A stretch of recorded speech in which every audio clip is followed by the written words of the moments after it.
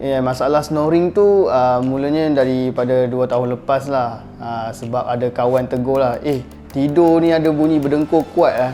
Pada mulanya macam kita, betul ke kita didengkur kan?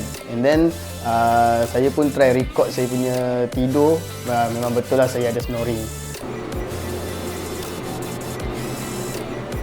Susah nafas ke? Bangun tu rasa macam sakit tekak.